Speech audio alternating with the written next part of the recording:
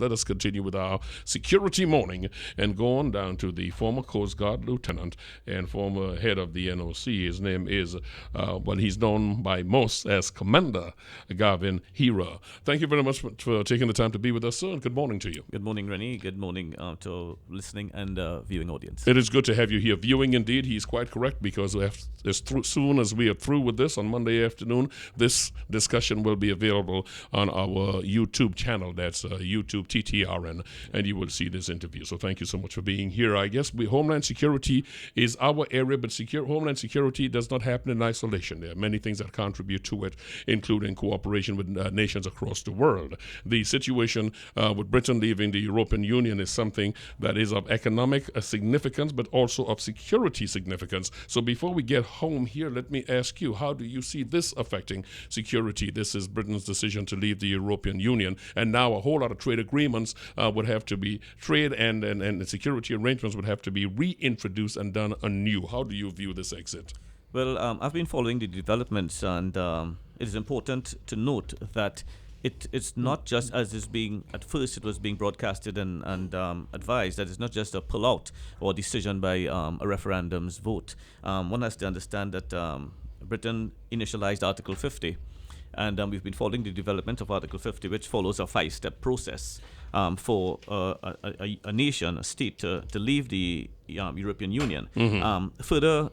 Further analyses have also been conducted, and that has also raised the issues of consequences now that has to be considered.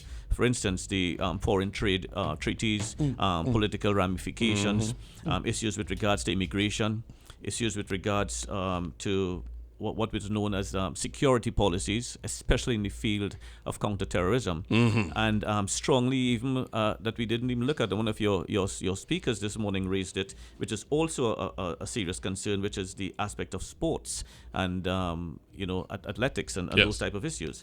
Now, one has to understand that each member of the European Union now has to meticulously go through these issues with regards to Britain and decide whether or not we are going to accept this decision. Or extricate themselves from a decision that they no precisely, longer... and therein lies where the flags are starting to be hoisted, because Britain can very well end up being unceremoniously released from the European Union, and we don't want to see that.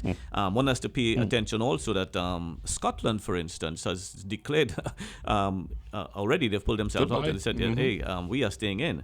And I would throw out a question, for instance, from a security aspect. If there's a global crisis, pray tell, and I don't mean this in being a naysayer, but if we have a global war or global situation, what is the consequence? What are the what ifs? How does the UK deal with this with Europe in the continent, and also dealing with a lot of the issues with regards to treating with security and safety and defense? One would expect a certain maturity to happen, but where you have a union breaking up like that, the data mining that obtained as a unit raises questions. Who stored what, who has what, and how Precisely. safe is what? And information sharing as it is, and joint intelligence operations that are presently taking place across the continent will also have to be reviewed. And we cannot dismiss, Mr. Bishop, the fact that we're sitting down in a couple of months from here, are U.S. elections.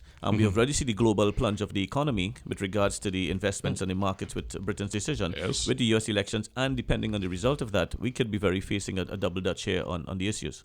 Double Dutch is a nice way of putting Trumpism, but that's another discussion for another time. Former Coast Guard Lieutenant Commander Garvin Heerah is with us. He's a national security expert, and he was in charge of the NOC, as aforementioned. Let us get to Trinidad and Tobago. Trinidad and Tobago recently got into an agreement with Venezuela. I want to start with a number of issues confronting us and dealing with immigration. I want to deal with the protection of our borders, and I want to deal with organized crime. Let me start with our borders initially. There is a problem at our borders because they are indeed porous.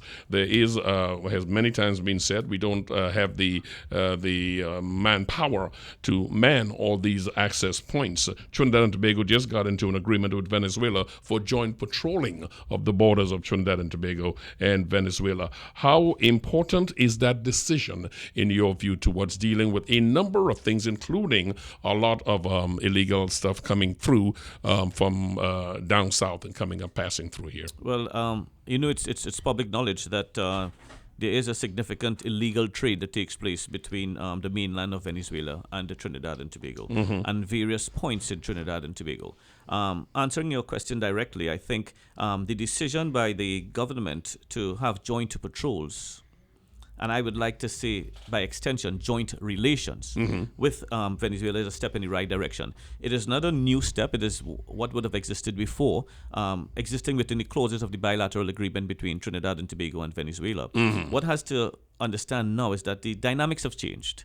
The environment has changed. The crime and the criminality and what we're dealing with has changed. And therefore, it just cannot be joint patrols. What has to happen is that we have to pay a specific focus, what I'll call a concentrated vision on the issues with Venezuela. We have to integrate our relations in such a way that, yes, the minister would have spoken about ship riders, where we have Trinidadian servicemen on the vessels and vice versa. But I would think that we should probably be even seeing further than that. Venezuelans, for instance, in our operations centers, and Trinidadians in the Venezuelans operations centers, sharing information, design yes. and establish a means of information sharing within a secured medium for intelligence gathering, and by so doing, sharing information on key people, sharing information on developments, and be able to have a joint effort in how we approach the issues. Because what the threat that is facing Venezuela with regards to the illegal trade and illegal trafficking is the same here for Trinidad and Tobago, especially in line of immigration and border control. So it should not just be joint controls. It has to be a unified effort that looks at a 360-degree angle. And this is where you find the facets of Homeland Security stepping in. Otherwise, we'd be myopic in thinking that with joint patrols we can solve the issue. Yes. What has to happen has to be joint relations, sharing information. They being part of what we're doing, we're being part of what they are doing. And for instance, and you would have spoken about it this morning in different angles, but designing and establishing a database, a data repository for information that can be tapped into to deal with the issues of intelligence and operations. At the end of the day, it is not just about having this this happen in a vacuum, because I also see that pegged in the multi-pronged approach. This whole question of sending food to Venezuela is part of it, because if in fact folks were willing to trade arms and other illegal things for food, by having food go to these areas, we have reduced at least the desperation that comes with this sort of dealing. There's a socioeconomic impact on this whole issue of crime and crime prevention. You mentioned one of the things that I know that you have proffered is that foreign language experts be considered as part of the immigration and border control arsenal. I would have thought that was the case. You were also calling for covert and overt profiling to deal with this issue. So we can take those two. Let me just deal with the first one. I was surprised to hear you calling for them, because I thought Border Patrol would in fact have foreign language Well, experts. as a matter of fact, I think I would have surprised the whole of Trinidad by saying that. And I'm saying it again and advocating strongly. Foreign language expertise within the realms of immigration and border control is not having a translator appear at the airport to do interviews. It has to be part of the arsenal of immigration and border control. In that those subject matter experts, for instance, need to exist at the detention center, because we may be focused, because it's in our eye, we are brushing shoulders with the Venezuelans in malls and at the construction sites and stuff, and therefore we may be focusing on the Latin American, the Venezuelan issue. But there are a significant percentage of illegal immigrants in country, the Chinese, the West Africans, and there are a number of others, and therefore we have to have foreign language expertise as part of that arsenal. We should have a specific interview room set up at the airports and arrival ports where certain in-depth interviews can take place. And therefore, it should not just be that we meet a situation this afternoon. Let's see if we can have a translator get to the airport as soon as possible. That should be part of the team. That should be part of the subject matter expert aspect of immigration and border control. And yes, I don't know if you want to go straight into some of the other things that I preferred, but you see, we are still looking at immigration as immigration. Conducting of interviews, work permits, dealing with issues of foreign affairs, and that type of stuff. But we have to now expand the remit to deal with border control. And that is where the aspect of Homeland Security solutions comes into place. So it should be immigration and border control, or border control and immigration. And therefore, immigration has to understand that it has changed, and we have to change incrementally now as an immigration base to deal with it. And do not dismiss the importance or the important significance of the customs and prevention as part of this arsenal, Yes. and also some of the major agencies in national security, so that there can be a support base for the immigration directives. Part of the area that you covered, and I do want to go into that profiling area, but just 1 second, I do want to stay here. Part of the area that you mentioned is this information sharing. From what I'm hearing, it would be staggering to the populace if they learned of the lack of information sharing that happens in the protective service. Is that the case? I wouldn't say lack of information sharing. It's more information sharing management. I see. And therefore, there is information sharing amongst the agencies. But there needs to be a focal point, a fusion center that deals with the management of information sharing.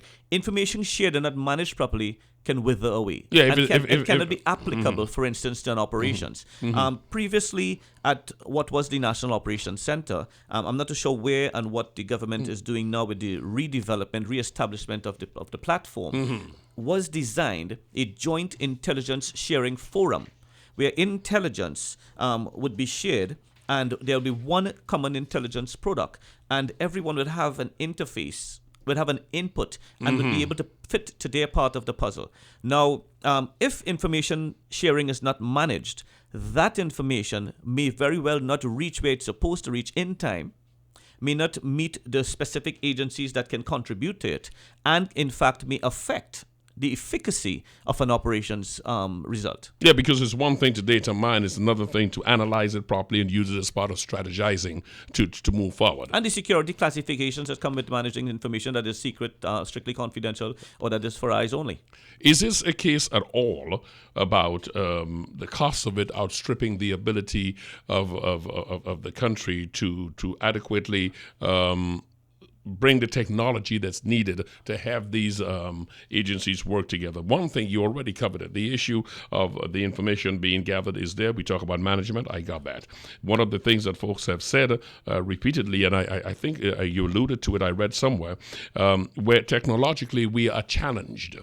Are we spending our money in the right direction? Is it something that we're missing, that we're not taking full advantage of the technology that's available right now to help us in having the coordination happen across all lines? You see, there's a concept of operations that is known as the C4SDI, which is communications, coordination, command and control for security and defense from an intelligence-led perspective. When you understand that concept, what in fact it is saying is that there should be systems integration, and it has to be holistic. It has to be whole of government. What has happened is that people have started to pull away and leave security and defense, public safety and public security in the chairs of national security. And it should not and be, therefore, if I am Ministry of Education, Ministry of Energy, Ministry of the Social, or Ministry of Health, for instance, Ministry of Tourism, I should be saying, how can I contribute towards